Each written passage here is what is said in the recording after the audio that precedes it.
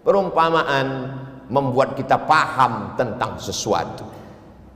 Ada seorang laki-laki namanya Bal'am, ilmunya hebat, otaknya cerdas, tapi dia gunakan ilmunya itu untuk mengejar dunia. Lalu bagaimana perumpamaannya dalam Al-Quran? Walau syi'na la rafa'nahu biha, kalau kami mau, kami bisa angkat derajatnya tinggi. Walakinnahu akhlada ilal ardi, tapi dia lebih memilih tanah hitam rendah. Dia tidak mau naik ke atas walaupun ilmunya sudah hebat. Dia tidak mau naik ke atas. Walakinnahu ahlada ilal ardi wattaba'a hawa, dia memperturutkan hawa nafsunya, nafsu makannya, nafsu minumnya, nafsu seksual biologisnya. Maka orang seperti ini seperti apa perumpamaannya dalam Al-Quran? Famasaluhu kamasalil kalb, dia seperti seekor anjing. Famasaluhu kamasalil kalb, dia seperti seekor anjing. In tahmil alaihi yalhath au tatrukhu yalhath, andai kau lempar dia dengan kayu dan batu, dia tetap menjulurkan lidahnya. Andai kau lempar dia dengan apapun, dia tetap juga menjulurkan lidahnya. Perumpamaan orang yang kotor, orang yang rendah, orang yang hina, orang yang tidak bermartabat.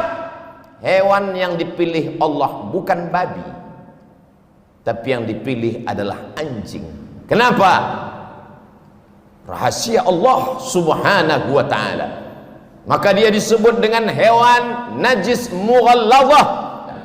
Dimanapun umat Islam sampai, maka yang pertama kalimat keluar dari mulutnya adalah Allahu Akbar, Allahu Akbar.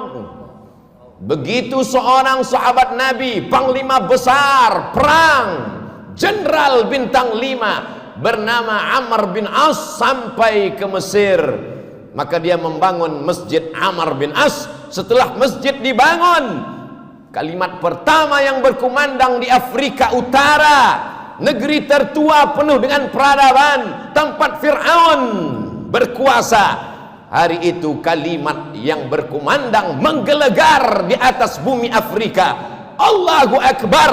Setelah nama Allah, maka nama Nabi yang paling mulia. Tidak ada alam semesta kalau tidak ada dia, tidak ada surga, tidak ada aras kalau bukan karena dia. Maka kalimat yang paling tinggi setelah Allah, asyhadu anna Muhammadan Rasulullah. Tidak ada yang lebih hebat daripada itu. Kalimat yang paling tinggi adalah seruan azan. Binatang yang paling rendah, paling hina, paling kotor, paling najis adalah anjing. Lalu bagaimana mungkin bisa tersilap dan tersalah mengumpamakan azan dengan anjing? Maka sesuatu yang tidak mungkin masuk di akal manusia. Itulah mengapa sebelum melangkah kaki kita katakan bismillahi tawakkaltu 'alallah la haula wala quwata illa billah. Dari bumi Lancang Kuning aku akan pergi ke bumi Pasundan. Aku akan menemui saudara-saudaraku sebangsa setanah air. Kulangkahkan kakiku atas namamu ya Allah. Yang akan kusampaikan adalah kalammu ya Allah. Yang akan kuceritakan adalah sabda Rasulmu ya Allah. Jangan sampai aku salah ucap, salah kata. Kita selalu berdoa meminta bimbingan Allah. Sampai-sampai sebelum membaca Al-Quran pun tetap dikatakan, فَإِذَا قَرَأْتَ الْقُرْآنِ, kalau kau mau baca Quran, فَاسْتَعِذْ بِاللَّهِ, minta lindung kepada Allah. Supaya apa? Jangan salah faham, jangan salah pikir, jangan salah omong. Karena tidak akan mungkin terjadi menurut akal logika manusia seruan yang tinggi, yang hebat, yang gagah perkasa ketika anak manusia lahir. Pertama kali matanya melihat dunia, yang dibisikkan ayahnya pertama kali ke telinganya adalah asyhadu an la ilaha illallah. Dan di saat ayah akan mati, meregang nyawa, Tatapan yang terakhir dia lihat adalah tatapan anak lelakinya yang dulu menatapnya pertama kali lahir ke dunia.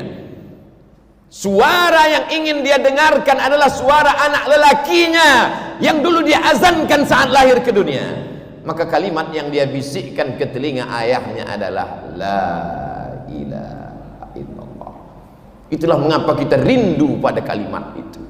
Kemanapun kita pergi, ke Amerika, ke Eropa, ke Australia, kita akan melihat jam dan akan bertanya, mengapa azan belum berkumandang?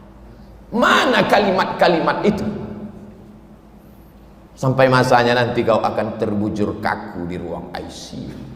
Di saat itu anak menantu sibuk dengan dunianya, kau sendirian di dalam tempat yang sepi di tengah keramaian. Dunia masih hiruk pikuk. Tapi saat itu sayup-sayup suara azan berkumandang dari menara masjid, mencuri-curi masuk ke tepi jendela yang tertutup rapat. Tapi karena mikrofonnya masih keras, dia masih masuk ke ruang ICU. Hayya 'alas shalah. Saat itulah kau baru meneteskan air mata dan berkata, la haula wala quwata illa billah. Tapi apakah di zaman kita nanti masih ada suara itu masuk ke telinga kita? Tergantung apa yang kita lakukan hari ini.